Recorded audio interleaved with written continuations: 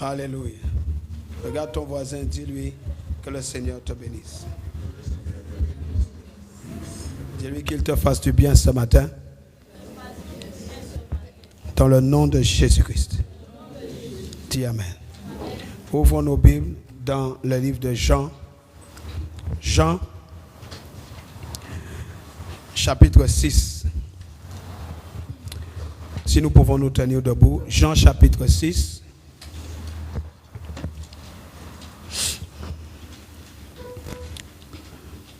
Nous lisons le verset 31. Ensuite, nous lirons le verset 49. Jean chapitre 6, verset 31. Voici ce que déclarent les Écritures. Quand tu as trouvé, tu te tiens debout par respect à la parole de Dieu. Nos pères ont mangé la manne dans le désert selon ce qui est écrit. Il leur donna à manger le pain venu du ciel. Verset 49. Vos pères ont mangé la manne dans le désert et ils sont morts. Lève ta main là où tu es. Dis avec moi, Père Céleste, ce matin, c'est ta parole.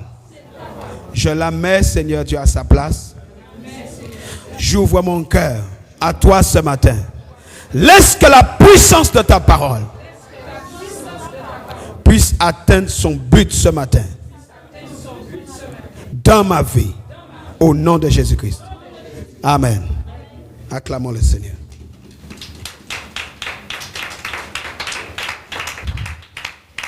J'aimerais ce matin que tu sois très attentif. Tu peux prendre place, mon frère. Que Dieu te bénisse. Alléluia. J'aimerais que tu sois très attentif. Le titre du message ce matin, c'est « Ils ont mangé la manne dans le désert et ils sont morts ».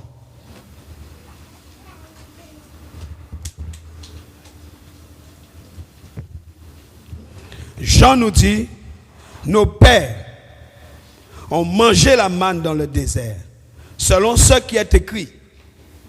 Il leur donna le pain du ciel à manger. Mais bien-aimés, le constat est triste. Puisqu'ils ont mangé la manne dans cet affreux désert, la nourriture du ciel. Mais la Bible dit, ils sont morts. Nous devons comprendre, au verset 27 de ce même chapitre, pour comprendre, pour remonter un petit peu plus haut, Jésus va dire ceci: travaillez, non en vue de la nourriture qui périt, mais en vue de la nourriture qui subsiste pour la vie éternelle, celle que le Fils de l'homme vous donnera, car c'est lui que le Père Dieu a marqué de son sceau. La Bible dit, il lui dit, que ferons-nous afin de travailler pour les œuvres de Dieu? Peut-être que tu te poses la même question. Qu'est-ce que je ferai pour travailler pour l'œuvre de Dieu? Jésus leur répondit, ce qui est l'œuvre de Dieu, c'est que vous croyez en celui qui l'a envoyé. Alléluia. L'œuvre de Dieu, ce n'est pas chanter, ce n'est pas rouler par terre, ce n'est pas sauter, ce n'est pas tomber, ce n'est pas crier, ce n'est pas parler. L'œuvre de Dieu, c'est croire que Jésus est celui que le Père a envoyé pour libérer les captifs et les prisonniers. Dites Amen. Beaucoup de gens pensent que c'est ce qu'ils font. Ce n'est pas ce que tu fais. C'est si tu crois. La Bible dit, ceux qui croient en mon nom, ceux qui ne croient pas seront condamnés. Ce n'est pas une question de le monde donne. Il y a des gens dans le monde qui donnent. Mais ce n'est pas ça le problème de Dieu. Le problème de Dieu, c'est que nous croyons en celui que le Père a envoyé. Jésus est le seul qui peut résoudre tous les problèmes. Dites Amen. Les enfants de Dieu aujourd'hui sont ivres de surdité. Ils vont dire ceci: quel miracle fais-tu donc? Lui dit-il, afin que nous le voyions et que nous te croyions. Quelle œuvre fais-tu? Et Jésus va leur dire, nos pères, ils ont dit eux-mêmes, nos pères ont mangé la manne dans le désert, selon ce qui est écrit. Ils connaissaient la parole, puisqu'ils citent à Jésus la parole. Il leur donna à manger le pain venu du ciel. Jésus leur dit, oui, en vérité, je vous le dis, ce n'est pas Moïse qui vous a donné le pain venu du ciel, mais mon Père vous donne le vrai pain venu du ciel. Il parlait de Moïse. Ils n'avaient rien compris. Parce qu'ils ont cru que c'est Moïse qui donnait le pain. Jésus était en train de leur parler de la vie éternelle. Eux, ils étaient en train de parler de la loi de Moïse. Moïse nous a donné le pain dans le désert. Jésus dit en vérité, ce n'est pas Moïse. C'est mon Père. Alléluia. Il dit que le pain de Dieu, c'est celui qui descend du ciel et qui donne la vie au monde. Ma question ce matin est de savoir quel pain tu manges. À quel pain tu manges? Où tu prends ton pain? À quelle boulangerie?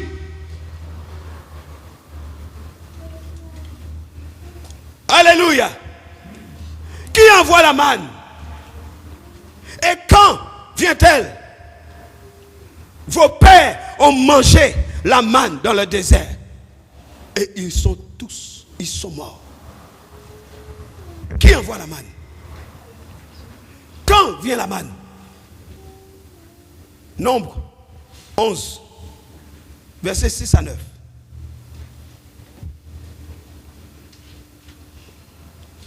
Nombre 11. J'aimerais donner un avertissement ce matin. Si tu écoutes ce message avec un cœur endurci, fais attention quand tu vas sortir. Je suis en train de parler de la manne. La même manne qu'ils ont mangée. Fais attention à la manière dont tu reçois la manne ce matin. Nombre 11, versets 6 à 9. Maintenant, notre âme est desséchée. Plus rien. Nos yeux ne voient que la manne. La Bible dit, la manne ressemblait à de la graine de coriandre. Ceux qui font la cuisine savent ce que c'est. Et avait l'apparence du bdellium. Quand la rosée descendait la nuit sur le camp, la manne y descendait aussi. La manne descendait avec la rosée du matin. Vous avez déjà vu la rosée à midi? À quelle heure vient la rosée? Très tôt. Alléluia. Alléluia. La manne vient très tôt. Ça veut dire qu'il fallait se lever pour aller récupérer la manne. Mais, bien-aimés, ils ont dit, nos yeux ne voient que ça. Quel mépris! Notre âme est desséchée. Nos yeux ne voient que cette nourriture-là. Nous en avons assez. La nourriture du ciel. C'est le comportement des enfants de Dieu aujourd'hui à l'égard de la parole. Ils méprisent la parole. Dieu peut parler, même si un ange vient prêcher l'évangile. Le comportement est toujours le même. Vous savez, il y a un moment donné, on ne pourra plus changer. Faites attention. La Bible dit clairement, il n'y a plus de changement pour eux. Parce qu'ils ont méprisé les gloires. Il y a un moment où tu ne pourras plus. À force de jouer, tu finiras par te brûler. Tu ne pourras plus mépriser la gloire. Faites attention. On fait, ça passe. On fait, ça passe. Un jour pour le voleur. Il y a peut-être, comment on dit ça? 1000 jours pour le voleur. Mais il y a un seul jour pour le propriétaire. Le jour où le propriétaire descend, ça n'est fini pour lui. Peut-être qu'il a cambriolé 10 fois, 20 fois, 30 fois, mais le jour où il est coincé, c'est fini. On dit toujours, ah, je m'en sortirai. Mais Samson l'a dit aussi, je m'en sortirai toujours. Samson jouait avec le péché jusqu'à ce qu'il s'est retrouvé coincé, on lui a crevé les yeux et il tournait la meule des Philistins.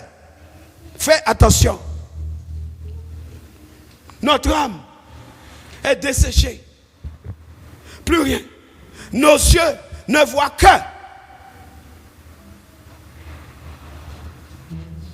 Mais, bien-aimés, le psaume 78, verset 24, nous dit, il fit pleuvoir sur eux la manne pour nourriture.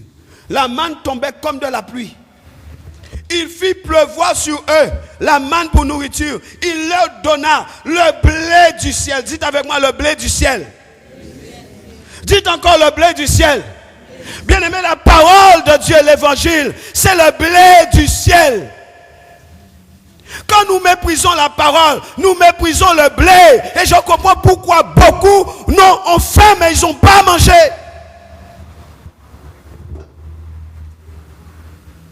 La nourriture du ciel.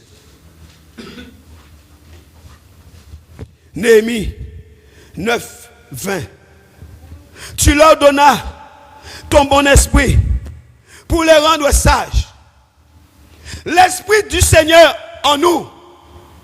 Nous sommes nés de nouveau. L'esprit de l'Éternel en nous, c'est l'esprit de sagesse. Où est la sagesse? La sagesse a disparu.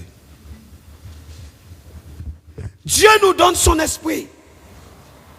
Nous sommes nés de nouveau. Nous avons l'esprit de la sagesse. La sagesse, bien-aimée, c'est comment tu utilises la connaissance. La sagesse nous montre comment faire bon usage de la connaissance que Dieu nous donne. Mais beaucoup vivent sans cette sagesse, au gré de leur propre volonté, au gré de leur cœur. Et j'ajoute mauvais cœur. Parce que la Bible dit, le cœur de l'homme est mauvais par-dessus tout. Mais l'esprit, c'est l'esprit de sagesse. La Bible dit, tu ne refuseras point ta manne à leur bouche. Et tu leur fournis de l'eau pour leur soif. Dieu nous abreuve. Dieu nous donne à manger, il nous nourrit. Il nourrit son peuple. Et il nous donne à boire. Alléluia. Alléluia. Mais, aujourd'hui, nous falsifions, nous méprisons, nous nous détournons de la parole de Dieu. Alléluia. Josué 5, verset 12, dit ceci. La manne cessa le lendemain de la Pâque. Le lendemain de la Pâque, la manne cessa. Quand ils mangèrent du blé du pays, les enfants d'Israël n'eurent plus de manne. Et ils mangèrent des produits du pays de Canaan cette année-là. Mais la Bible va dire dans Exode 12, toute l'assemblée d'Israël fera la Pâque. Cela est écrit dans le livre d'Exode 12. Toute l'assemblée d'Israël fera la Pâque. Mais regardons dans Exode 12 ce que Dieu dit concernant la Pâque. Exode chapitre 12. L'Éternel dit à Moïse et à Aaron dans le pays d'Égypte. Dieu leur parle dans le pays d'Égypte. Ce mois-ci sera pour vous le premier des mois. Il sera pour vous le premier des mois de l'année. Parlez à toute l'assemblée d'Israël et dites, le 10 de ce mois, on prendra un agneau pour chaque famille, un agneau par maison. Si la famille est trop peu nombreuse pour un agneau, on le prendra avec son voisin le plus proche de la maison. Selon le nombre des personnes, vous répartirez cet agneau d'après ce que chacun peut manger. Ce sera un agneau sans défaut, mâle, âgé d'un an. Vous pourrez prendre un agneau ou un chevreau.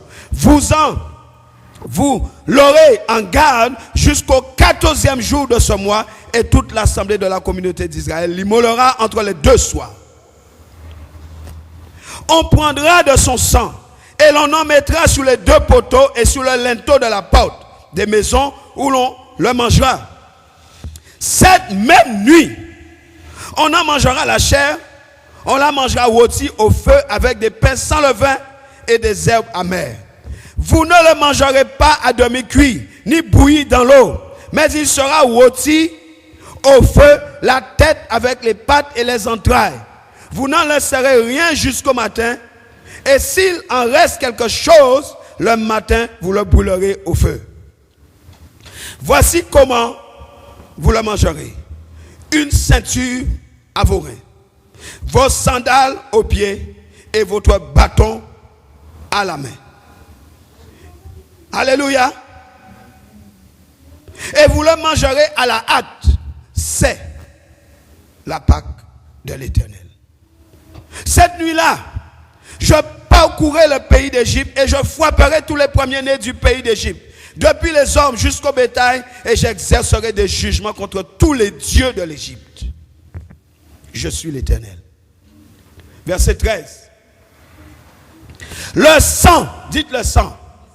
Le sang vous servira de signe sur les maisons où vous serez. Sur les maisons où vous serez. Je verrai le sang. Je passerai au-dessus de vous. Il n'y aura pas sur vous de fléau destructeur. Quand je frapperai le pays d'Égypte, ce jour sera pour vous un souvenir et vous le célébrerez comme une prescription perpétuelle dans chaque génération. Alléluia. Alléluia. La Bible dit ceci. Verset 29. Au milieu de la nuit. À quelle heure? Qu'est-ce qu'on fait au milieu de la nuit? Hein? Au milieu de la nuit, l'Éternel frappa tout premier-né dans le pays d'Égypte. Depuis le premier-né du Pharaon assis sous son trône, jusqu'au premier-né du captif dans sa prison. Et jusqu'à tout premier-né du bétail. Alléluia. Dis encore Alléluia. Verset 37. Les Israélites partirent de Ramsès pour Sukkot, au nombre d'environ 600 000 hommes de pied, sans les enfants. Tout un ramassis de gens monta aussi avec eux. Ils avaient un cheptel considérable de petits et de gros bétail. Alléluia. Chapitre 13. L'Éternel parla à Moïse et dit: consacre-moi tout premier-né, tant des hommes que des bêtes, tout est né chez les Israélites, il m'appartient. À quel moment on appartient à l'Éternel? Quand on est consacré. Dépêche-toi de te consacrer à Dieu. Moïse dit au peuple: souvenez-vous de ce jour où vous êtes sortis d'Égypte, de la maison de servitude, car c'est par la puissance de sa main que l'Éternel vous en a fait sortir. On ne mangera pas de pain levé. Un peu de levain fait lever toute la pâte. Vous sortez aujourd'hui, mois des épis. Quand l'Éternel t'aura fait entrer dans le pays des Cananéens, des Hittites, des Amoréens, des Éviens et des Yébousiens, qu'il a juré à tes pères de te donner, pays découlant de lait et de miel, tu rendras ce culte à l'Éternel dans ce même mois. Verset 10. Tu observeras cette prescription au temps fixé d'année en année. Verset 11. Quand l'Éternel t'aura fait entrer dans le pays des Cananéens comme il l'a juré à toi et à tes pères et qu'il te l'aura donné, tu présenteras à l'Éternel tout fils aîné, même tout aîné des portées du bétail que tu auras. Les mâles appartiennent à l'Éternel. Tu rachèteras avec un agneau tout premier-né de l'âne et tu ne le rachètes pas. Et si tu ne le rachètes pas, tu lui briseras la nuque. Tu rachèteras aussi tout premier-né de l'homme parmi tes fils. Voici l'Éternel faisant sortir son peuple de l'esclavage de la servitude d'Égypte, va dire à Moïse: conduis mon peuple dans le désert. Le désert n'est pas toujours un lieu de mort. Le désert est aussi un lieu de formation des enfants de Dieu. Des fois, l'Éternel peut nous envoyer dans le désert parce qu'il y a quelque chose qu'il veut retirer dans notre cœur mauvais. N'entends pas. Il est le seul qui connaît l'état de ton cœur. Peut-être que tu juges que ton cœur est suffisamment propre. Peut-être aussi que tu te trompes. Mais Dieu sait ce qu'il fait. Il ne se trompe pas. Il ne peut pas se tromper. Il dit à Moïse, envoie-les dans le désert. Dieu qui envoie dans le désert ne te laissera jamais sans nourriture ni eau. Dis Amen. Mais si c'est le diable qui t'emmène dans le désert, c'est pour te tenter. C'est pour te perdre. Mais les épreuves que l'Éternel permet dans la vie d'un homme, d'une femme, c'est toujours pour accomplir un but précis. Vérifie si ce n'est pas une épreuve de l'Éternel que tu vis en ce moment. Tant que tu fuiras, tu continueras à fuir. Parce que Dieu est Dieu. Alléluia. Il dit à Moïse, conduis-les dans le désert. Parce qu'il fallait que le nom de l'Éternel soit glorifié. Parce qu'il dit, Pharaon, je m'en charge. J'ai suscité Pharaon pour accomplir mes desseins. Pharaon a été suscité à dessein. C'est moi qui ai demandé à Pharaon de vous poursuivre dans ce désert. C'est moi qui ai demandé à Pharaon de vous poursuivre. C'est moi. J'endurcirai son cœur et il vous poursuivra. Pharaon a fait exactement ce que Dieu lui avait demandé de faire. Poursuivre le peuple pour la destruction de Pharaon. Alléluia. Oh, ne t'inquiète pas de qui te poursuit, de qui ne te poursuit pas. Obéis à Dieu. Obéis simplement à Dieu. Parce qu'il y a un chemin dans lequel seuls les enfants de Dieu consacrés ne peuvent marcher. Seuls. Reste tranquille. Laissez-les te suivre. Laissez-les te poursuivre. Laissez-les te persécuter. Dieu connaît. Il est la solution. Alléluia. Amen. Dieu dit à Pharaon, suis-les. Vas-y, suis-les. Tu veux les suivre? Vas-y. Tu veux les détruire? Vas-y. Quand ils ont passé, parce que ce baptême, c'était réservé qu'aux enfants de Dieu. Il y a des choses qui ne sont réservées qu'aux enfants de Dieu. Dieu dit, si le méchant change de voie, mais le méchant ne peut pas avoir l'héritage des enfants de Dieu avec ça. Il faut d'abord qu'il change. Alléluia. Il faut d'abord qu'il passe par le processus de transformation pour voir la gloire de Dieu. Pour avoir l'héritage, il faut changer.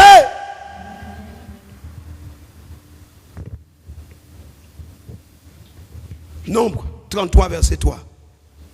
La Bible dit, ils partirent de Ramsès le premier mois.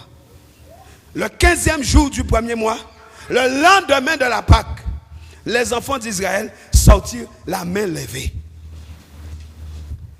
Ils sortirent la main levée à la vue de tous les Égyptiens. Ils ne se cachaient pas. Peut-être que parmi les Égyptiens, il y avait ceux qui les frappaient, il y avait ceux qui les fouettaient, il y avait ceux qui suscitaient la peur chez les Israélites. Mais ce jour-là, bien-aimé, le lendemain de la Pâque, ils sont sortis la main levée. Je ne sais pas combien de temps tu as eu tes mains affaissées, ton bras affaissé, tu as honte, tu ne peux même pas lever la main dans la présence du Seigneur. Tu es comme ça, tu ne peux pas déployer tes ailes. Mais le jour de la délivrance arrive. Tes mains vont se lever. Et ceux-là même qui t'ont persécuté par leur langue, ça ne va pas se faire derrière eux. Quand Dieu délivre, il délivre face à face. Dieu ne nous prend jamais dans le dos. Tout ce qui se fait dans le dos, ça s'appelle murmure. Quelqu'un me donne un bon amen. J'ai dit tout ce qui se fait dans le dos s'appelle murmure. Judas a comploté dans le dos. Personne n'est allé chercher Judas. Il a complété dans le dos. Il s'asseyait à la table de Jésus. Il a trahi, mais Jésus le savait. Oh, des fois nous croyons tromper Dieu. Nous ne trompons pas Dieu. Nous venons avec des péchés camouflés. Nous camouflons nos péchés, nous croyons que Dieu ne nous a pas vus. Dieu est un Dieu qui aime la délivrance. Dieu est un Dieu qui aime la repentance. Dieu veut simplement, au temps de sa patience, que nous revenions à lui, que nous lui demandons pardon, que nous soyons sincères, que nous soyons honnêtes. Venir avec devant Dieu avec un péché camouflé, c'est du suicide.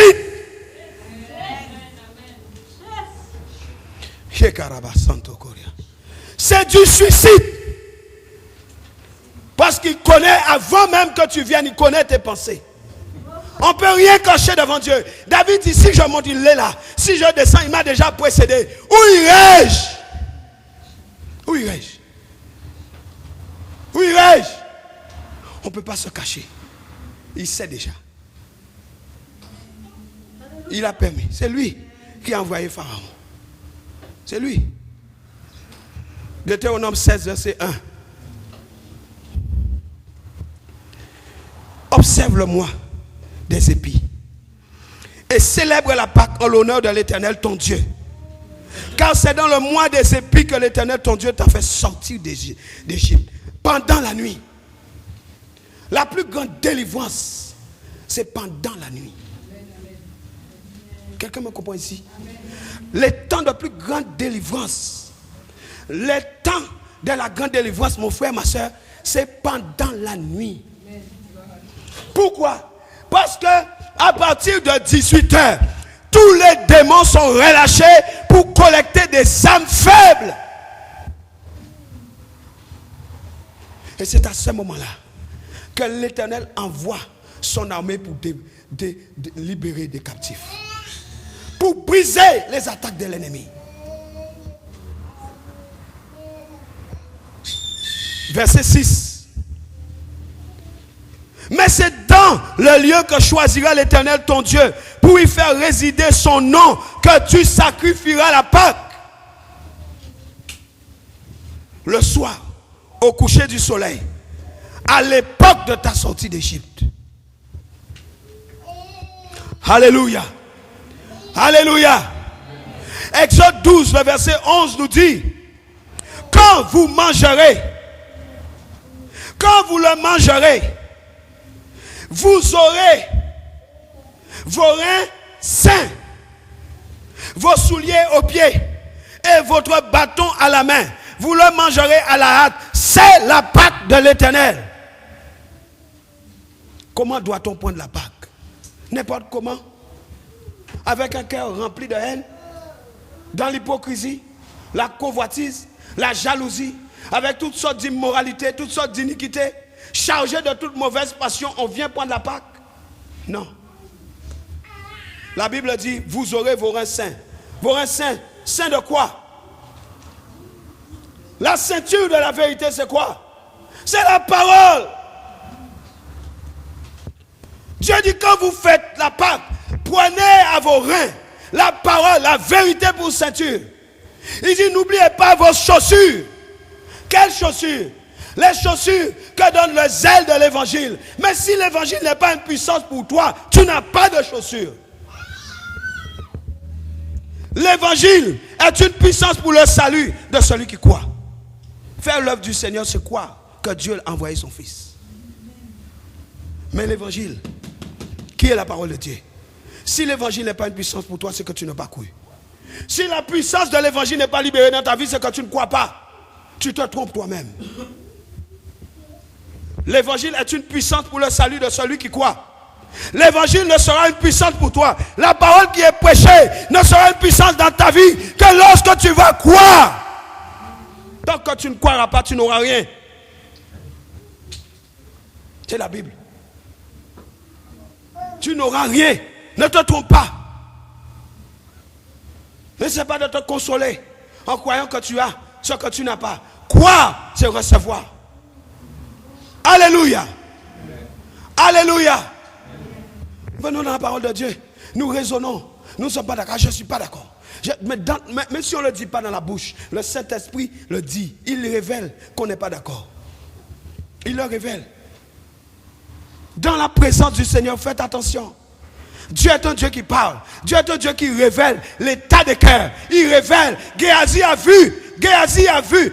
Élisée a vu le cœur de Géasi, son serviteur. Il a vu que Géasi mentait. Il a vu le complot de Géasi. Il a vu ses manigances. Mais Élisée et Géasi n'étaient pas au même endroit. Mais Élisée avait l'esprit d'Élie. Dieu est celui qui révèle les cœurs. Dieu est celui qui sonde les cœurs. Quand nous venons dans sa présence, nous sommes à nu. Nous sommes nus devant lui. Ne croyez pas que nous pouvons nous cacher. Nous sommes nus devant lui. Il connaît l'état du cœur. Il connaît la vie de chaque personne ici, y compris la mienne. Je ne peux pas me cacher. Nous non plus. Alléluia. Alléluia. Il dit, vous aurez votre bâton à la main. Le bâton symbolise quoi? L'autorité que Dieu t'a donnée. Comment prenons-nous la Pâque?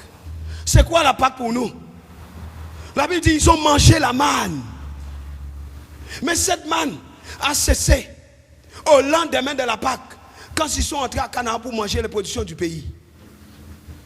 Tant qu'ils n'avaient pas mangé les productions du pays à Canaan, la manne continuait. Mais eux, ils disaient, notre âme est desséchée. Nous en avons assez de cette nourriture. Exode 16, verset 35. Oh, que le Seigneur nous aide. Que le Seigneur nous aide ce matin. Alléluia. Exode 16, verset 35. La Bible dit, les enfants d'Israël mangèrent la manne pendant 40 ans. Jusqu'à leur arrivée dans un pays habité. Pendant 40 ans, ils ont mangé ça. Ils mangèrent la manne jusqu'à leur arrivée aux frontières du pays de Canaan. Ils ont mangé cette manne. Alléluia. Oh, alléluia. Je dis à quelqu'un, ne méprise pas ce que Dieu t'a donné, parce que tu ne sais pas demain. Ne méprise pas ce que Dieu t'a donné. Ne méprise pas ce que Dieu te donne, parce que demain tu ne sais pas. Des temps de sécheresse arrivent.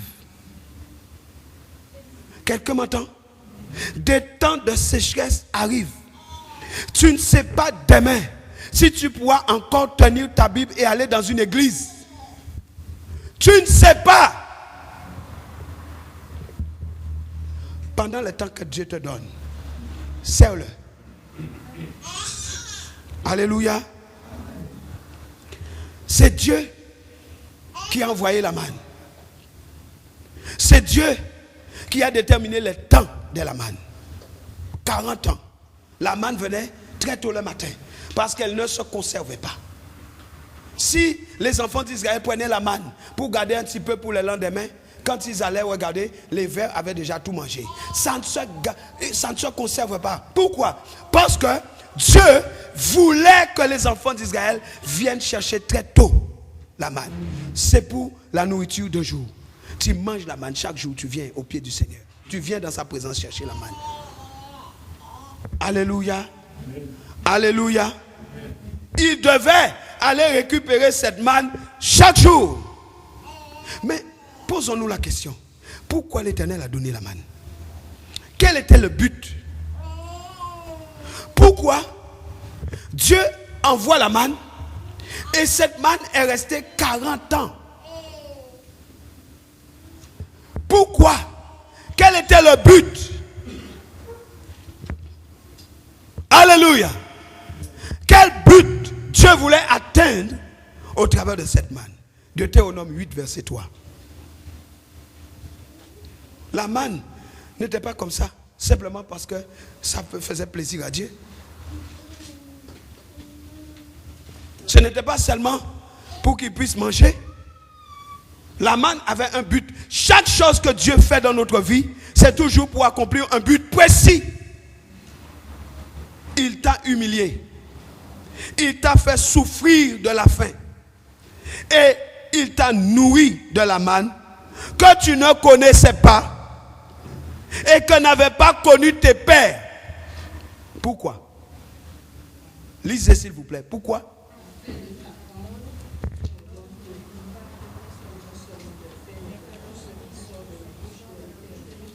Pourquoi Dieu a fait ça? Que l'homme ne vit pas de pain seulement, mais de toute nourriture qui sortira de la bouche de l'Éternel. De toute nourriture qui sortira de la bouche de toute nourriture qui sortira de la bouche de... Tu ne peux pas vivre uniquement des viandes, uniquement des macarons, uniquement des spaghettis, mais tu dois vivre et nourrir ton esprit de toute parole. Beaucoup préfèrent leur plat. Continue à manger tes plats. Remplis ton ventre, mais allège ton esprit. Parce que le jour qu'il viendra, c'est ton ventre qu'il va prendre. Ce qui appartient à la chair, reste à la chair. Ce qui est de l'esprit est de nourrir ton esprit. Dis à ton voisin, nourris ton esprit. Nourris ton esprit de la parole. Dieu a permis cela pour leur montrer que l'homme ne vit pas seulement de la nourriture, mais de toute parole qui sortira de la bouche de l'Éternel. L'homme vit du réma de Dieu. Le verset 16. La Bible dit qu'il t'a fait manger dans le désert la manne inconnue à tes pères, afin de t'humilier et de t'éprouver pour te faire ensuite du bien. Humilier et éprouver. Nous croyons que nous venons comme un cheveu sous la soupe. Je suis béni, je suis béni, je suis béni. Il n'y a pas de bénédiction sans épreuve. Je parle à quelqu'un? Il n'y a pas de bénédiction sans épreuve.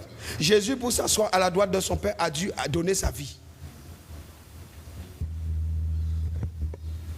Jésus a dû donner sa vie. La Bible dit, afin que toute chose devienne son marchepied. Le prix était terrible, bien-aimé. Il a appris l'obéissance dans la souffrance. Comment toi tu apprends l'obéissance à la parole? Dans la séduction? Dans l'immoralité, tu apprends à obéir à Dieu? En faisant ta propre volonté? Non. Jésus, Fils de Dieu, a appris l'obéissance dans la souffrance. Il fallait qu'il meure à la croix. Et il est assis aujourd'hui à la droite du Père. Nous voulons nous asseoir à côté de Jésus, hein? Mais il y a un prix à payer. Dis à ton voisin, il y a un prix à payer. Il y a un prix à payer. Il n'y a pas de paresse dans le ciel. Alléluia. Afin de t'humilier et de t'éprouver. Pour te faire ensuite du bien. Mais, d'où vient ce nom? La manne. D'où vient ce nom? Nous parlons de la manne. La manne vient du ciel. La manne vient de Dieu. D'où vient le nom?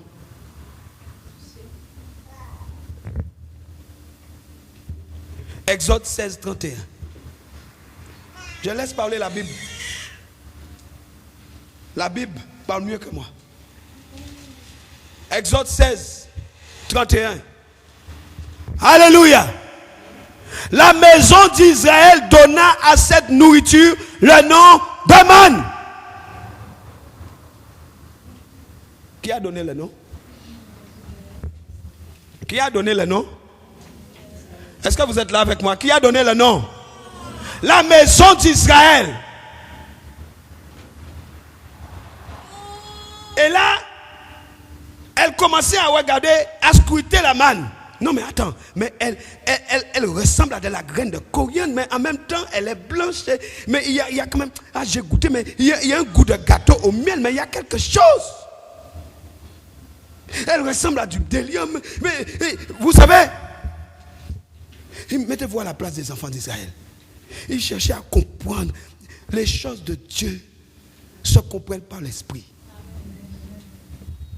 Ils ont mangé la manne, ils ont goûté la manne, ils ont nommé la manne, ils regardaient la manne.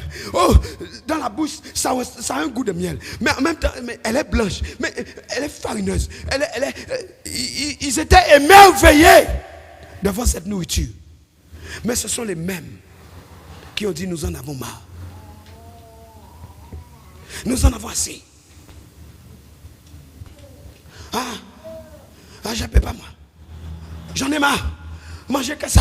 Tout le temps la manne, la manne, la manne, la manne. La manne pour toi aujourd'hui c'est quoi? Dans ces temps de la fin, La manne, c'est quoi? Qu'est-ce que tu vas appeler manne? Parce que c'est les enfants d'Israël, ce sont eux-mêmes qui ont nommé la maison d'Israël. La Bible dit, la maison d'Israël a donné à cette nourriture. Dieu lui-même a envoyé, Dieu n'a pas donné de nom. Il a simplement lâché les blés. Quand nous venons dans la présence de Dieu, nous nommons les choses de Dieu comme nous voulons. Nous donnons plusieurs noms.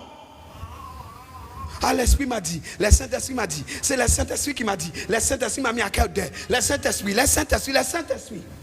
Assure-toi que c'est bien lui. Dieu lui-même a dit blé. Dites le blé. Vous voyez comment Dieu est simple? Dieu est simple. L'homme est compliqué. L'homme est l'Éternel insatisfait. Tout ce que tu lui donnes, il n'est jamais satisfait. Tout ce que tu peux faire pour l'homme, il sera toujours insatisfait. Quel que soit ce que tu fais, il ne sera jamais satisfait.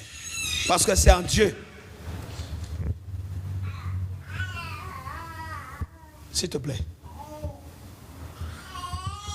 C'est en lui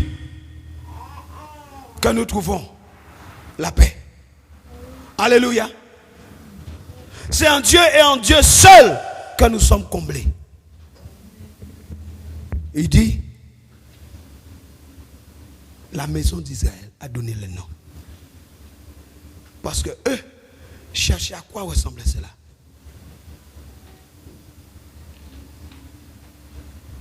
Exode 16, verset 32. Le verset 32 dit, Moïse dit, voici ce que l'Éternel a ordonné. Que nos mers remplies de manne soient conservées pour vos descendants, afin qu'ils voient le pain que je vous ai fait manger dans le désert après vous avoir fait sortir du pays d'Égypte. Suivez-moi. J'ai dit ceci. Quand les enfants d'Israël allaient ramasser la manne pour avoir pour le lendemain, les vers pourrissaient la manne. Voici, Dieu dit à Moïse que nos mets de manne soient gardés dans un vase pour que vos descendants puissent comprendre ce que j'ai fait. Vous voyez, les plans de Dieu n'est pas les plans de l'homme. Les projets de Dieu ne sont pas nos projets. Eux, leur problème, c'était de garder la manne pour ne pas se réveiller. Pour ne pas venir dans la présence chercher la manne.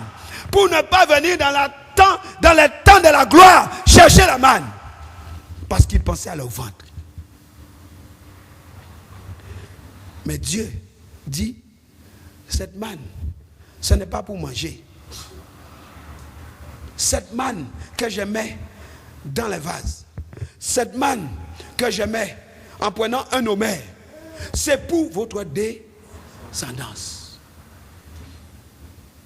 Alléluia. Alléluia. Il dit que cela soit conservé. Là, les vers ne pouvaient pas manger. Qui est là? Parce que les vers obéissent à Dieu. Il n'y avait pas de vers. Ça restait tout le temps dans le tabernacle. Aucun animal ne pouvait rentrer manger cette manne dans le tabernacle. Ni fourmi, ni ravet, ni ver. Toi, essaie de prendre un morceau de pain de 2015 et décembre, octobre, novembre 2016, ramène-moi le même morceau de pain. Mais la manne restait intacte.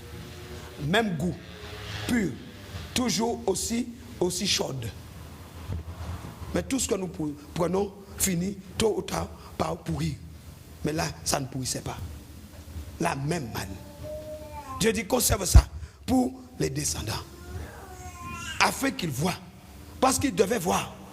Parce qu'ils ne faisaient pas partie de cette génération. La jeune génération doit voir ton attitude à l'égard de la parole.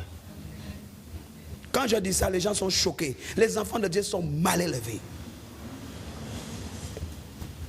Beaucoup sont mal élevés, mal éduqués. Nous voulons que nos enfants, nos jeunes enfants, craignent l'Éternel, mais nous-mêmes, nous ne craignons pas Dieu. Quel exemple nous sommes pour nos enfants? Comment pouvons-nous les gagner, eux, si nous sommes pires? C'est pas, il faut qu'on se fâche. Il faut qu'on dise, oui, c'est vrai. Parce que tu sais quelle est ton attitude à l'égard de la parole. Nous ne pourrons jamais gagner nos enfants à Dieu avec de tels comportements si nous-mêmes, nous ne craignons pas Dieu. La Bible dit, craignons Dieu, c'est là tout l'homme. C'est pour ça que vous voyez beaucoup dans la rue qui quittent leurs parents. Ils ont de belles maisons. Ils ont tout dans la maison. Tous les jeux possibles. Mais ils partent avec un voyou qui se drogue sous une toiture qui n'est même pas une bonne toiture. Ils quittent la maison familiale. Ils vont vivre avec des voyous dehors en quittant la maison que tu as construite avec tout dedans. Il peut y avoir tout dans la maison. Sa chambre, mais il quitte ça pour aller dans la rue. Pourquoi?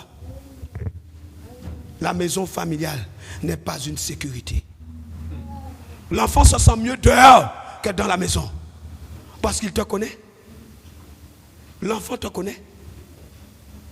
Et quand tu parles, il te regarde simplement. Il ne dit rien. Parce qu'il a pitié de toi. Il te regarde simplement. Parce qu'il sait que ce que tu dis là, ce n'est pas vrai. Il sait que ton comportement dit le contraire. Il le sait. Donc il te regarde, il ne dit rien. Il a pitié de toi. Alléluia. Vous allez me lapider après. Moi je parle. Bien-aimés, craignons Dieu. La manne, c'est une nourriture sainte. C'est une nourriture sacrée.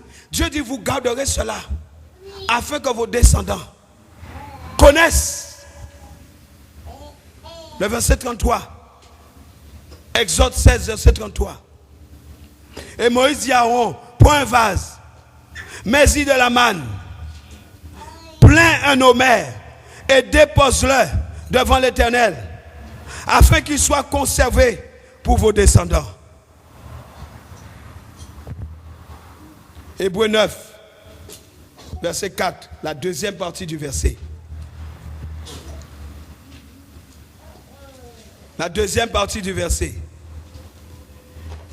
Il y avait dans l'arche un vase d'or contenant la manne. Écoutez-moi, la manne ne va pas dans n'importe quoi. Qui est là? La manne, on ne peut pas la mettre n'importe où. Jésus va dire ceci: ne jette pas la nourriture sainte aux chiens. On ne jette pas la nourriture sainte aux chiens. Mais cette femme qui avait compris dit, mais oui, mais les petits chiens mangent les miettes qui tombent de la table. Qu'est-ce que cela signifie? Cette femme est venue demander à Jésus de guérir son enfant. Jésus dit, on ne jette pas la nourriture sainte. La nourriture sainte n'est pas réservée aux chiens.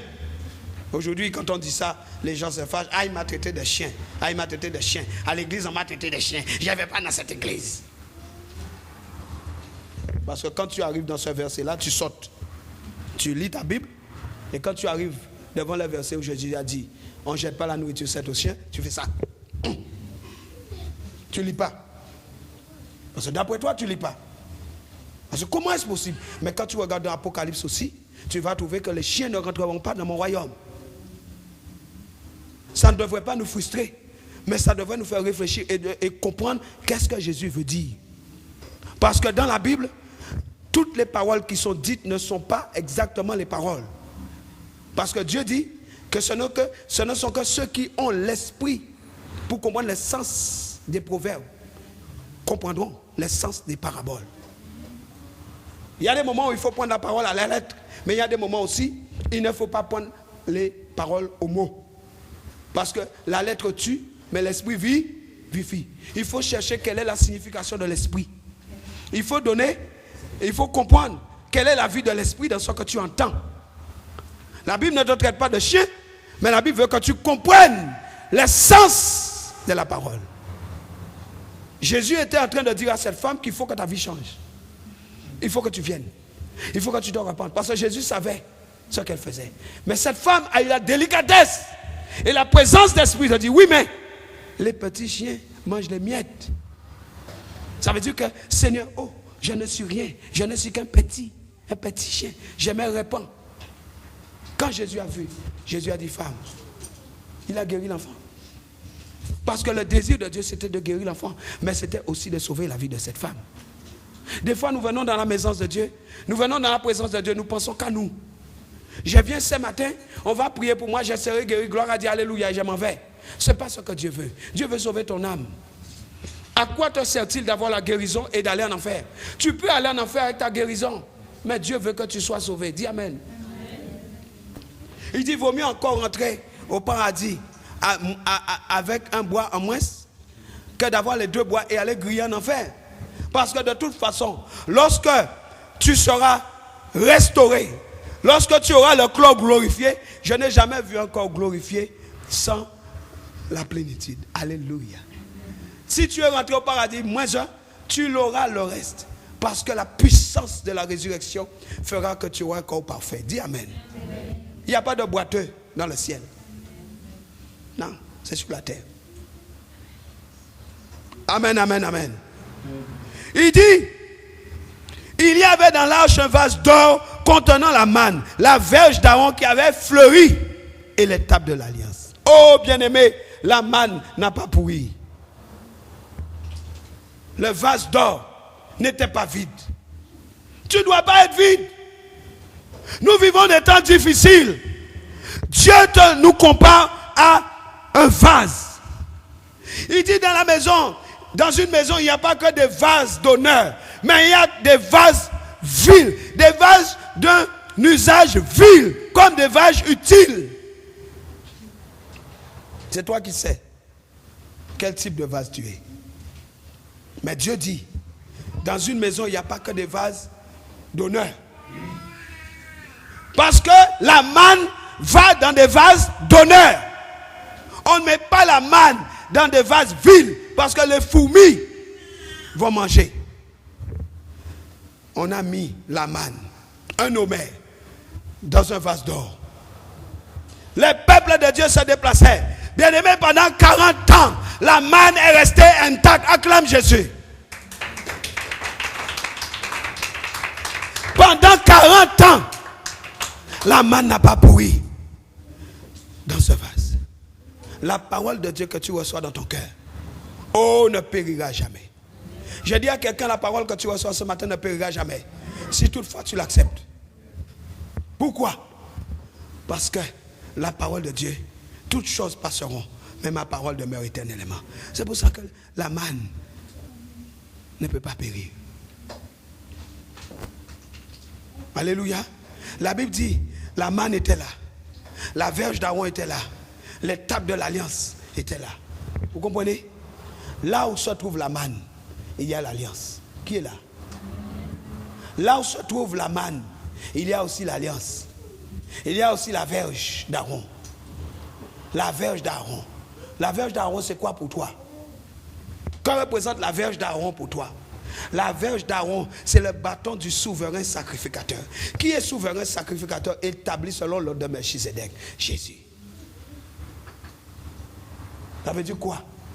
Tout était pour lui, en lui et par lui. C'est pour Jésus. Alléluia. Il est notre souverain sacrificateur. Il intercède devant le Père. La verge. L'alliance, la nouvelle alliance. Alléluia. Quelle manne nous mangeons? À quelle table tu t'assieds? Quelle manne, bien-aimé? Quel type de manne nous mangeons aujourd'hui? Les enfants de Dieu sont méchants entre eux. Oui ou non? Vous n'êtes pas d'accord? Vous savez que c'est vrai. Vous le savez. Les enfants de Dieu sont méchants entre eux. On se fait des coups bas méchamment et volontairement et on le sait. Et nous tenons la Bible. Et nous tenons la Bible. Nous tenons la Bible. Nous tenons la Bible. nous nous mettons à genoux, nous prions. Oh Seigneur. Avec ce cœur.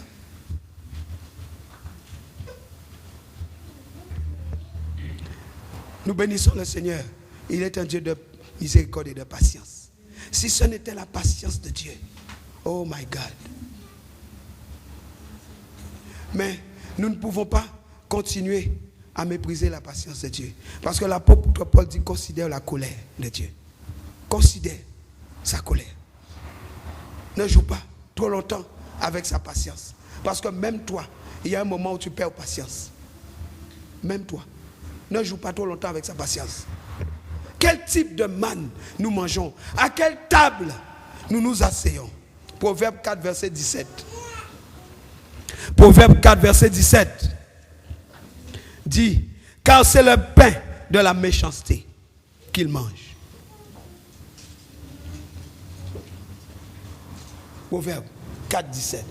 C'est le pain de la méchanceté. Il y a un pain, mon frère, ma soeur, qui s'appelle le pain de la méchanceté. Quand tu manges du pain, ça descend dans l'estomac. Hein? Ça va là-dedans. Parce que tu dois digérer. Donc, ça passe dans ton sang. Ça alimente ton corps. La Bible dit dans Proverbe, c'est le pain de la méchanceté qu'il mange. Proverbe 20, verset 17. Proverbe 20, verset 17. Le pain du mensonge est doux à l'homme. Hello? Le pain du mensonge est doux. Parce que si c'était amer, ce serait plus facile de rejeter ce pain. Mais la Bible dit, c'est doux, hein? Mais plus tard. Dis à ton voisin, plus tard. Dis encore plus tard. Sa bouche est remplie de gravier. Essayez de prendre un peu de gravier et mettez dans votre bouche. Vous allez comprendre ce que ça fait. Plus tard, sa bouche est remplie de gravier. Mais au départ, on dirait que c'est doux. On dirait que ça a un bon goût. Si c'est un bon goût, ça veut dire qu'il trouve que c'est bon. C'est bon. Mais plus tard, il n'y a pas d'heure. On ne sait pas si c'est 1 heure, on ne sait pas si c'est 10 heures, on ne sait pas si c'est 10 minutes, on ne sait pas si c'est 4 jours. C'est marqué seulement plus tard. Ça peut durer 1 an. Tu peux avoir mangé de ce pain-là aujourd'hui. Tu peux rester 1 an. Tu as l'impression que tout va bien. 2 ans, tout va bien. Le 3e mois, pouf, cancer. Mais faudrait-il encore que tu te souviennes à quelle table tu avais mangé? Parce que pour enlever le cancer, il faut d'abord passer par la case départ. Je me répands. Mais si tu ne te rappelles même pas où tu avais mangé et quoi tu avais mangé, c'est difficile. Sauf si le Saint-Esprit te ramène cela pour que tu puisses te repentir. Alléluia. Bien-aimé, ne mange pas à n'importe quelle table. Fais attention à quelle table tu manges. Fais attention à quel pain, quel type de pain tu manges. Proverbe 23, verset 6.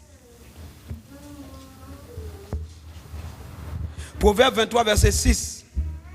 Ne mange pas le pain de celui dont le regard est malveillant. Et ne convoitise pas ses friandises. Qu'est-ce qu'il y a écrit? Si son regard est malveillant, parce que tu vas bouffer du poison. Si son regard est malveillant, à quel moment on a un regard malveillant? Quand le cœur est sale. Il dit du mal de toi, tu manges son pain. Il te méprise, tu manges ses friandises. Il te calomnie, tu manges son pain. La Bible dit, ne mange pas, parce que tu vas avaler du poison. Dis non mais si. Ne mange pas le pain de celui dont le regard est malveillant. et ne convoite pas ses friandises. Quel type de pain tu manges aujourd'hui? Tu le sais.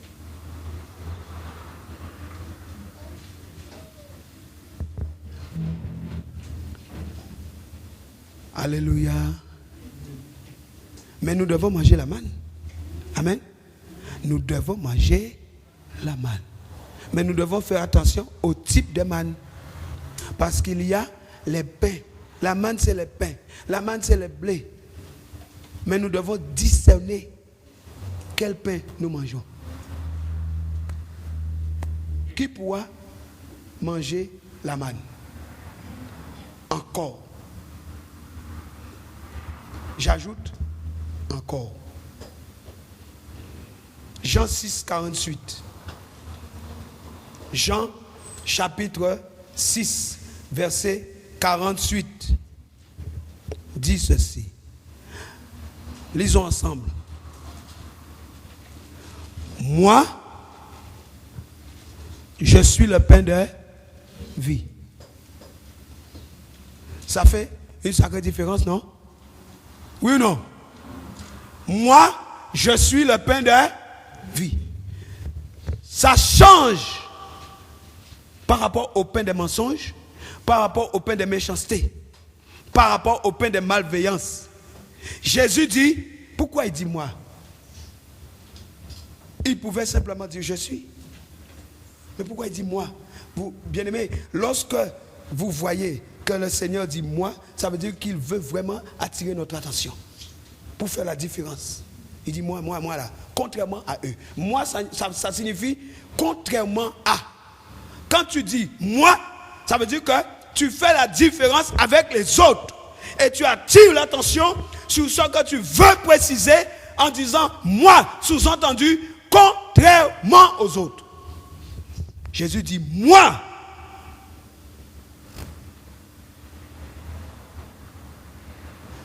Je suis. I am. Regardez derrière vous. I am. C'est les mêmes noms que l'alpha et l'oméga, que le Messie, que le lion de la tribu de Juda, que la lumière du monde, que Jésus, qu'Emmanuel, que Lord God Almighty, le Dieu Tout-Puissant, le Sauveur, le Holy One, l'unique Esprit, parole de vie, le Seigneur Jésus. C'est le même nom. I am. Il dit moi. Moi signifie je suis. Et il dit encore je suis. Il l'a dit 2 fois. Je suis le pain de vie.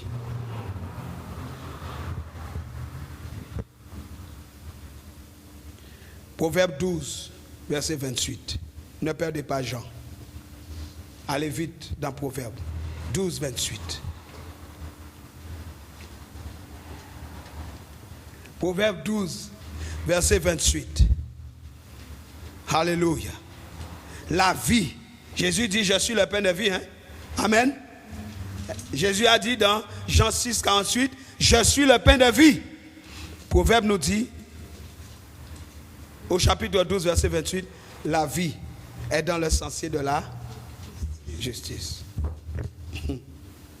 Jésus dit, moi, je suis le pain de vie. Et Proverbe nous dit que cette vie-là se trouve dans le sentier de la... Or, nous savons que la justice est venue à la croix. La justice est venue à nous au travers de la mort de Jésus-Christ à la croix. C'est dans les chemins de la justice que nous avons cette vie. Ça veut dire quoi? Ça veut dire cette vie-là. Jésus dit, moi je suis le pain de vie. Pour pouvoir manger ce pain, il faut aller à la croix. Il faut accepter la croix.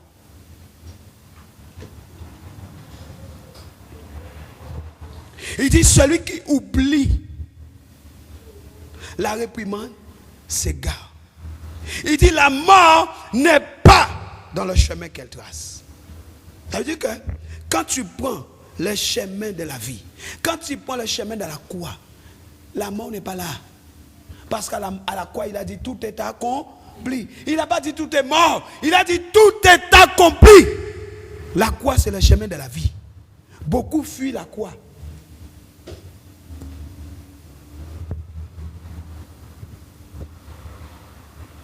Le chapitre 10, verset 17 de Proverbes.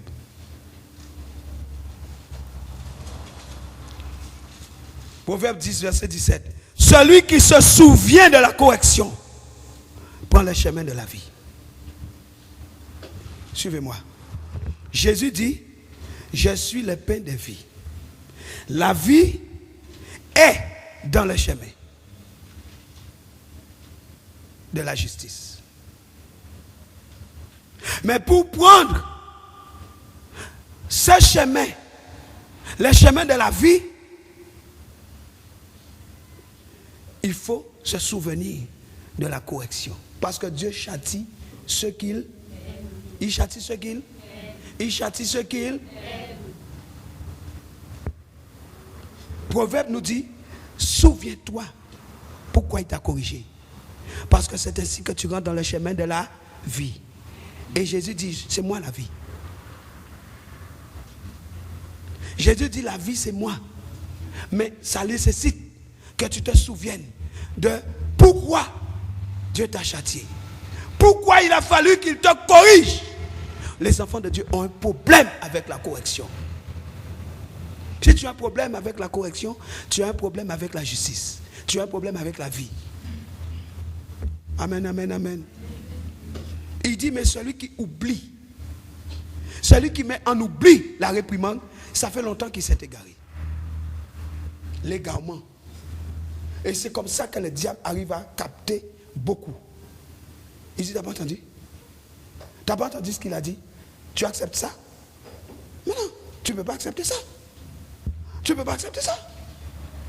Et puis on est frustré, on n'est pas d'accord, on se sent mal. Ah, je suis mal, je suis mal. Ta bouche sera remplie de gravier après. Parce que le diable te trompe. Celui qui met en oubli la réprimande, il s'est égaré. C'est une puissance d'égarement que le diable utilise aujourd'hui. En poussant les enfants de Dieu à la rébellion et à la révolte. Ah, je ne peux pas. Je ne vais pas l'accepter. D'accord. Tu es libre. Mais je te dis que c'est une puissance d'égarement. Le diable a agi de la même façon avec Ève. Dieu a-t-il réellement dit? Mais tu n'es pas obligé d'écouter ce qu'il t'a dit. Pourquoi ne devrais-tu pas manger les fruits? Regarde comment c'est beau. Ève a regardé, elle a dit, mais c'est vrai. Mais c'est beau. Où est le problème? C'est pas méchant. Mais la pomme, elle est belle. Elle est toute rouge. Où est le problème? Il n'y a pas de péché. Ce n'est pas la pomme. C'était ce qui avait été dit au sujet de la pomme. Hello? C'était ce qui avait été dit à son sujet. Ne touchez pas à la pomme. Ne touchez pas à cet arbre. Tu peux voir quelque chose qui paraît beau. Ça peut en effet être beau. Mais si Dieu a dit non, ça dépasse la beauté de la chose. Qui est là? Or nous disons mais, ah oui mais, ah oui mais pourquoi? Ah oui mais pourquoi? Pourquoi? Et puis au fur et à mesure, l'égarement rentre et la rébellion, la révolte rentre. Et nous finissons toujours par pécher. Il a dit, mais moi je. Il a été dit, mais moi je encore. Ce n'est pas la chose. C'est ce qui a été dit au sujet de la chose. Au lieu de dire moi je, va au pied du Seigneur et dis Seigneur, qu'est-ce que je dois faire? Et écoute-le. Parce que quand tu dis moi je, le Saint-Esprit t'a parlé, il sait que tu as compris. Il te laissera.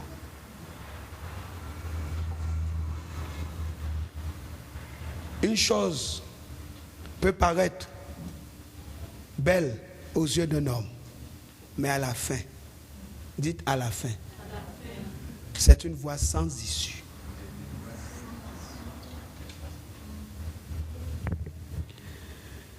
Au verset 33 de Jean 6, il est écrit, car le pain de Dieu Suivez-moi. Le pain de Dieu. Car le pain de Dieu. Suivez-moi s'il vous plaît. Jean 6 dit, car le pain de Dieu, c'est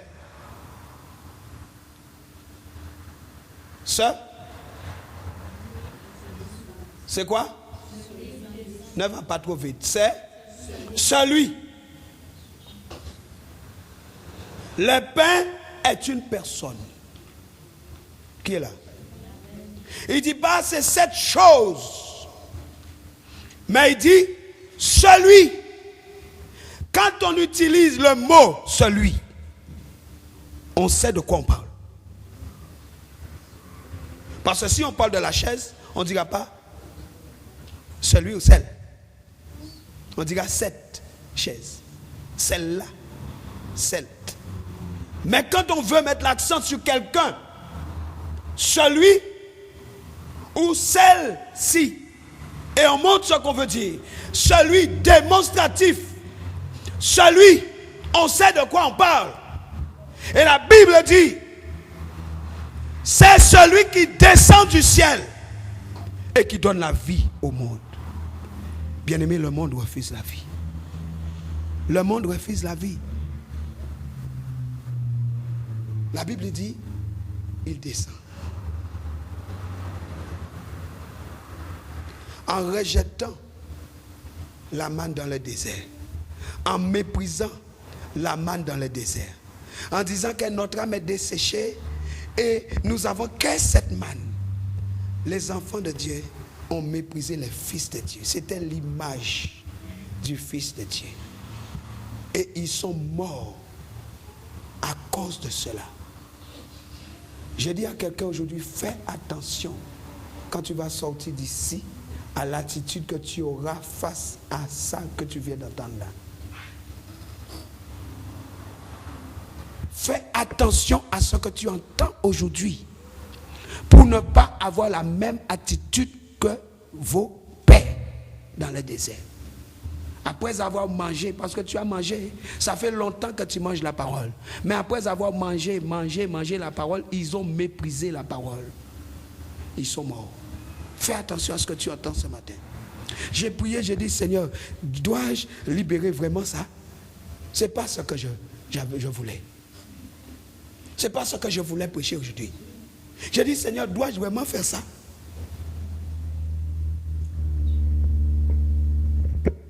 Dois-je vraiment le dire? Il dit, dis-le. Alors je t'en supplie ce matin. Ne prends pas ça pour que dans ton cœur, il y ait des mauvais présages. Il y ait des choses mauvaises. Mais ne fais pas ça après avoir entendu ce message pour mépriser cela. La Bible dit, ça vient du ciel. Aucun homme ne peut fabriquer la manne. Aucun homme.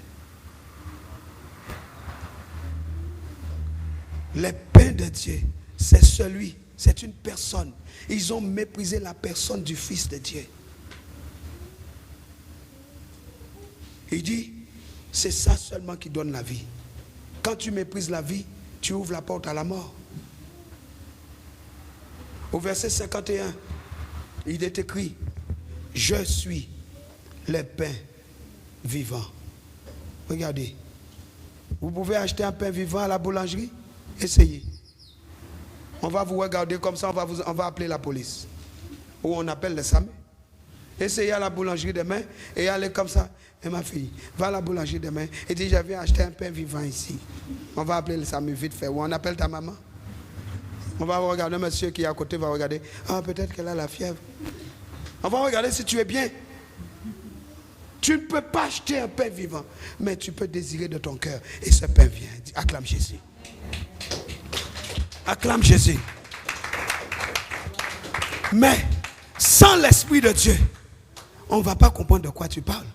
Même si tu dis à ta nièce ou à un de tes parents, j'ai mangé du pain vivant. On va te regarder. On va regarder, on va dire, mais elle est malade.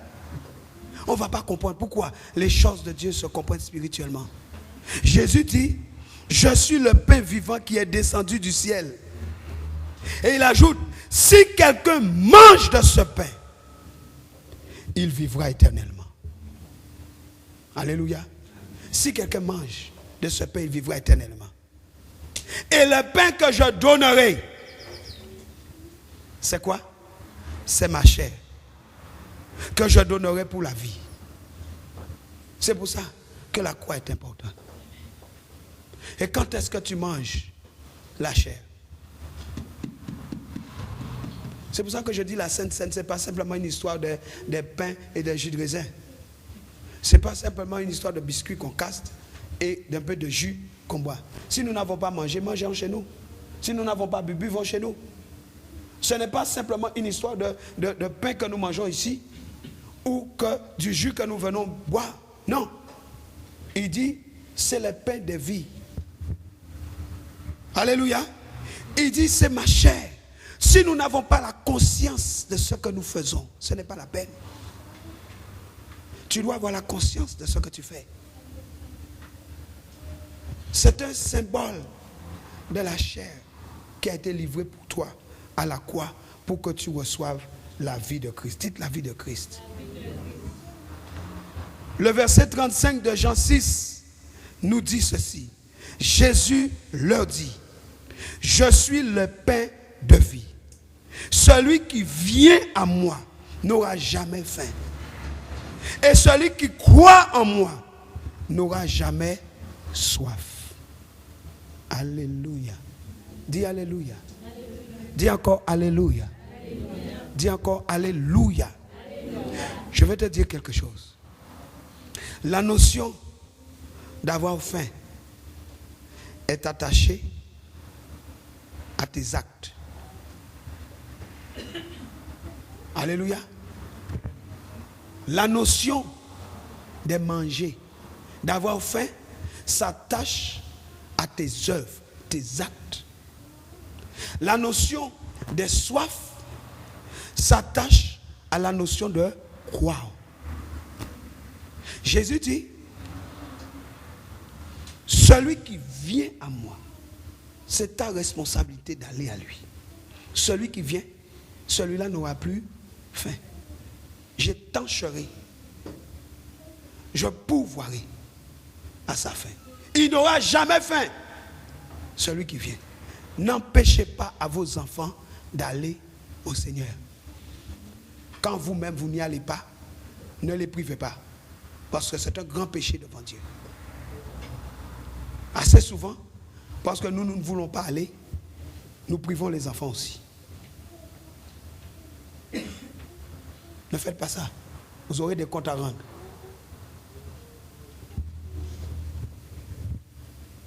Il dit, celui qui vient à moi. Et il dit, celui qui croit en moi n'aura jamais soif. Celui qui croit n'aura jamais soif. Le sang a coulé à la croix. Le sang, c'est un liquide. Le sang, c'est une boisson. La chair, on la mange. C'est la chair de Jésus. Mais pour avoir cette chair, il te faut quitter ton ancienne vie.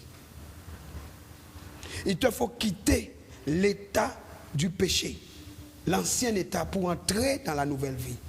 Je l'ai déjà expliqué. La loi a été comme un pédagogue pour nous conduire à Christ.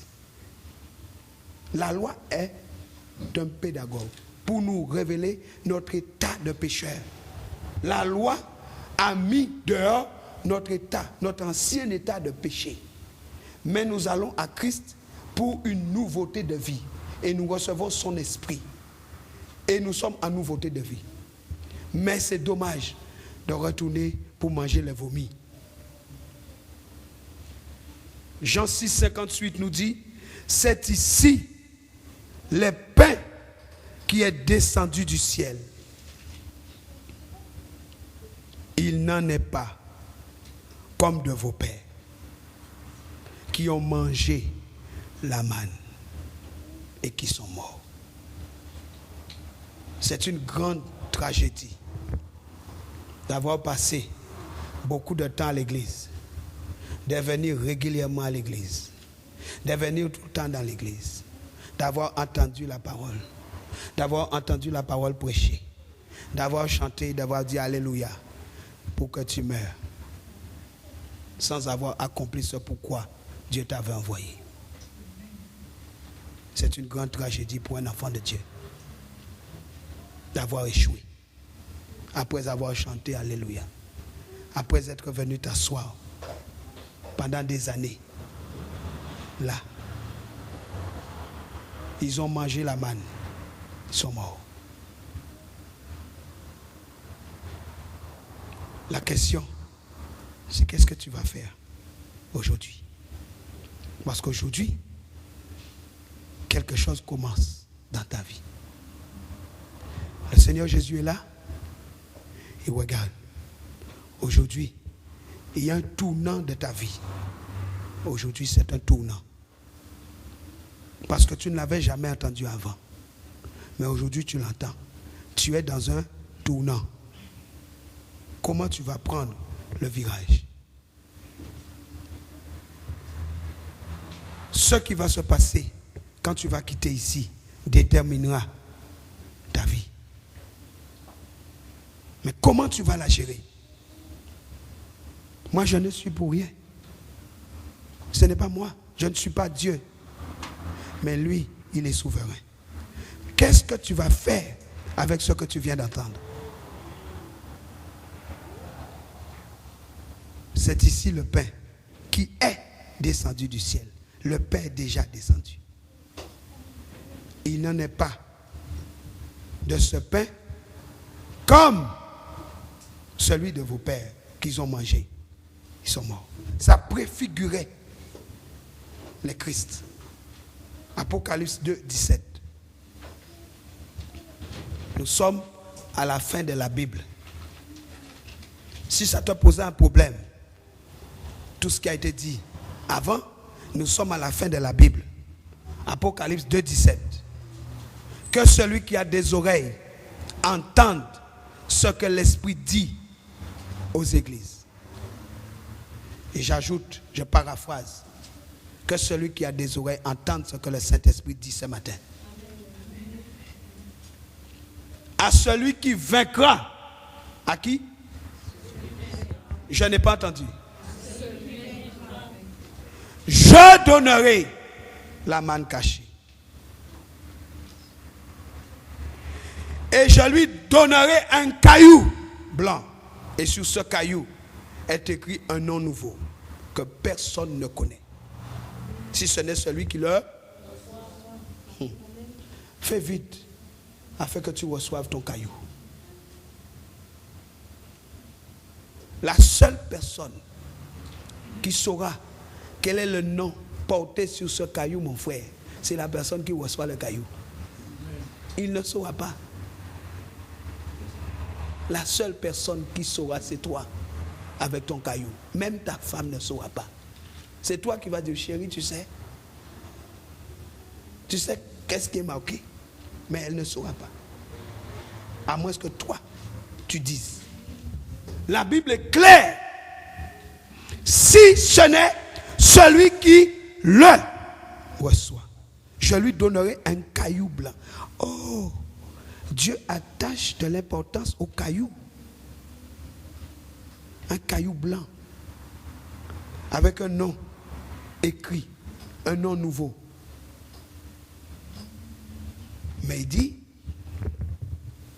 il y a quelque chose à faire. Regarde ton voisin, dis-lui, il y a quelque chose à faire. Il est écrit quoi? Celui qui? À celui qui? À celui qui? Vaincre quoi?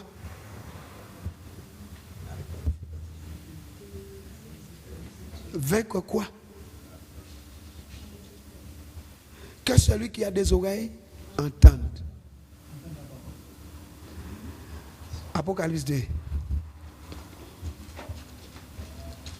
Que le nom du Seigneur soit. Est-ce que tu aimes Dieu? Moi j'aime le Seigneur. J'aime le Seigneur. Il est plus grand que nous. Il connaît toutes choses.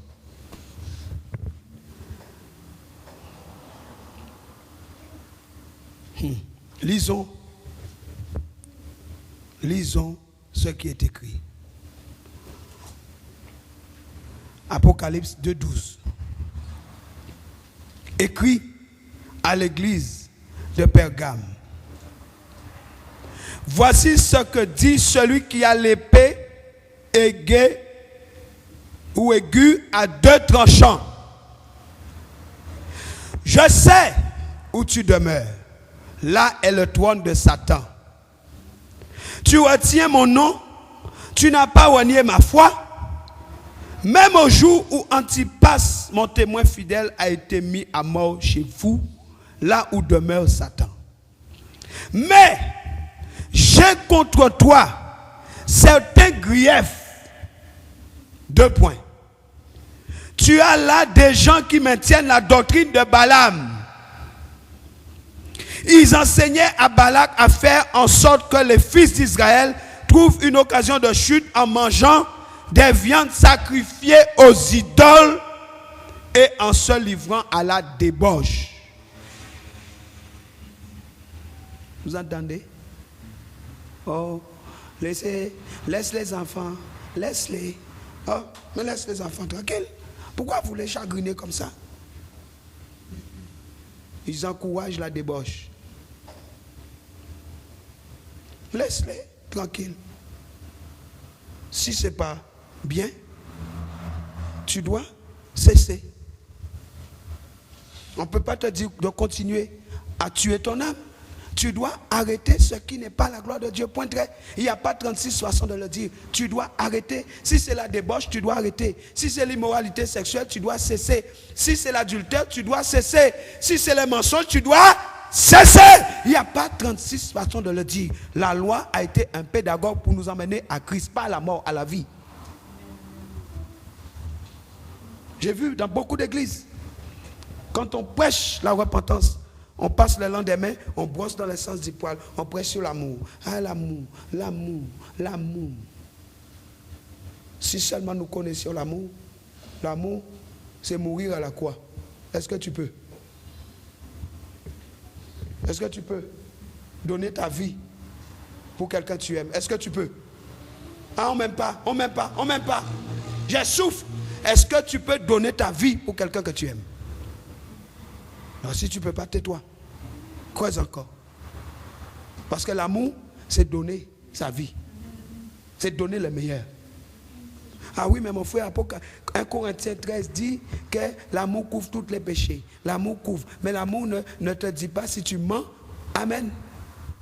La Bible dit que les mensonges, c'est le diable. Il est le père du mensonge. À aucun moment, l'amour ne sera d'accord avec le péché. Jamais. Dieu est amour, Dieu a la haine pour le péché. Il aime le pécheur, mais pas le péché. Quand la Bible dit que celui qui aime couvre, il dit pourquoi? Parce qu'il va ramener à la repentance. La notion de couverture là, c'est la repentance.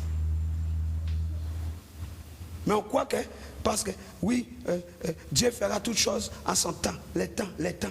On n'a pas le temps.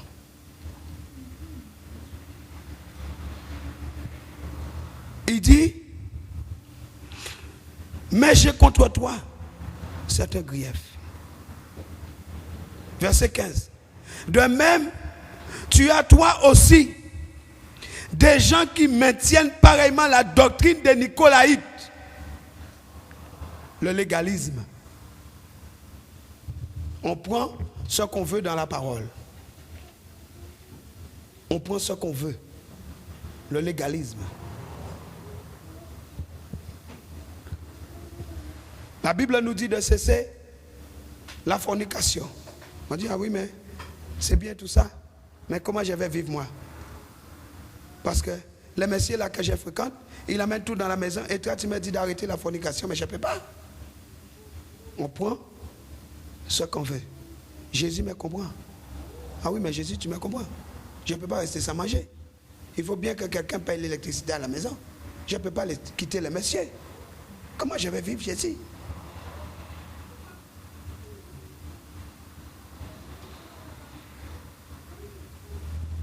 Verset 16. Qu'est-ce qui est écrit? Restez. Qu'est-ce qui est écrit? Qu'est-ce qui est écrit? Qu'est-ce qui est écrit? Restez. Jésus, tu me comprends? C'est ce qui est écrit? Non. Répands-toi donc. Il faut dire le donc. Parce que le donc est très important ici. Répands-toi donc. Et ensuite, sinon, si tu ne te repens pas, qu'est-ce qui va arriver? Je viendrai à toi bientôt et je les combattrai avec l'épée de ma bouche. Que celui qui a des oreilles entende ce que l'Esprit dit aux églises. Au vainqueur. Au vainqueur. Vous comprenez maintenant le vainqueur de quoi? Le vainqueur, c'est celui qui aura vaincu la chair. C'est celui qui aura pris des bonnes dispositions. C'est celui qui aura rejeté les légalismes. C'est celui qui aura rejeté les vieilles habitudes. C'est celui qui aura rejeté les coutumes et les traditions. C'est celui qui aura fait le bon choix. Il sortira vainqueur. Mais quand on sort vainqueur de quelque chose ou de quelqu'un, ça nécessite une lutte. Être vainqueur nécessite un combat. Tu dois combattre contre ta chair qui guérit contre ton âme. La chair est opposée à l'esprit. Ta chair combattra toujours ton âme aussi longtemps que tu seras dans ce corps. C'est à toi d'humilier ta chair dans la prière, dans la parole. Aujourd'hui, les enfants de Dieu ne veulent pas la prière. Ils ne veulent pas la parole. Ils ne veulent pas l'enseignement. Ça les énerve. Ça les énerve. Comme au temps où l'apôtre Paul était énervé dès qu'il voyait les enfants de Dieu prêcher l'évangile. Étienne les énervait. Ils ont lapidé Étienne. Ils ont lapidé Étienne. Parce que la parole, l'évangile, les énervait. Comment il peut parler comme ça? Tire-le! Ils étaient remplis de haine. La Bible dit, le nom de Jésus-Christ est blasphémé partout. Par des tu as peur? Par des chrétiens. Ce ne sont pas les païens. Par les chrétiens qui blasphèment le nom de Jésus-Christ. L'attitude, les paroles, les murmures, les comportements, les cœurs mauvais. Bien-aimés, ils ont mangé la manne et ils sont morts. L'apôtre Paul va dire ceci. Faites attention, après avoir partagé le repas du Seigneur, il dit, c'est pourquoi il y a parmi vous beaucoup de morts et d'infirmes. En disant ceci, les gens mettent l'accent, il est vrai, sur, comme je dis, le morceau de pain et le jus. Parce que la Bible dit, c'est à cause de ça que beaucoup sont morts et sont malades et sont devenus infirmes. Parce qu'ils ont manqué de respect à la chair et au sang. Mais ça dépasse simplement le pain et le vin. Jésus-Christ, Jean nous dit, au commencement était la parole. Allez, dans Jean. Jean 1. Jean 1. Au commencement était la parole. Et la parole était avec Dieu. Et la parole était Dieu. Il était au commencement avec Dieu. Tout a été fait par elle. Et rien de ce qui a été fait n'a été fait sans elle. En elle était la vie, et la vie était la lumière des hommes. La lumière brille dans les ténèbres, et les ténèbres ne l'ont pas accueillie. Ça ne date pas d'aujourd'hui. Les ténèbres ne l'ont pas accueillie. Mais au commencement, Dieu. À la fin, Dieu. Dis avec moi, au commencement, Dieu. À la fin aussi, Dieu. Alpha et Oméga. Il est Dieu au commencement et il sera toujours Dieu à la fin. Ce qu'on a rejeté au début, beaucoup vont rejeter toujours. D'ailleurs, beaucoup continuent à rejeter la parole. Rejeter la parole, c'est dangereux. C'est très dangereux. Mais la Bible dit, ils l'ont fait. Mais c'est encore plus dangereux de manger la manne et de mourir. La parole est une nourriture. Jésus dit, ma parole est une nourriture. Quand vous entendez la parole de Dieu, vous l'avalez, ça va droit dans votre cœur. C'est une nourriture, c'est la nourriture de l'esprit. Mais après avoir mangé cette nourriture, c'est ainsi que nous sommes à la table du Seigneur. Quand vous quittez la table du Seigneur et que vous commencez à murmurer, c'est dangereux. C'est très dangereux. On peut ne pas vous voir, mais Dieu vous voit. Ne faites pas ça. Vous allez sortir là encore. Faites attention à ce que vous allez faire. Faites attention à quel pain, quel type de pain vous allez manger. Ils ont mangé la manne et ils sont morts. Jésus dit, je suis le pain de vie. Cette nourriture, c'est la vie. Ne t'empoisonne pas toi-même. Beaucoup d'enfants de Dieu aujourd'hui sont empoisonnés. Un empoisonnement spirituel. C'est pour cela qu'il y a beaucoup de malades. Tu peux prier, c'est difficilement qu'ils guérissent. Parce qu'ils doivent se repentir. Le seul remède pour avoir accès à la guérison, c'est la repentance. Jésus dit, Apocalypse 2, 17, répands-toi donc d'où tu es tombé. Répands-toi donc. On va se lever. On va se lever. Alléluia.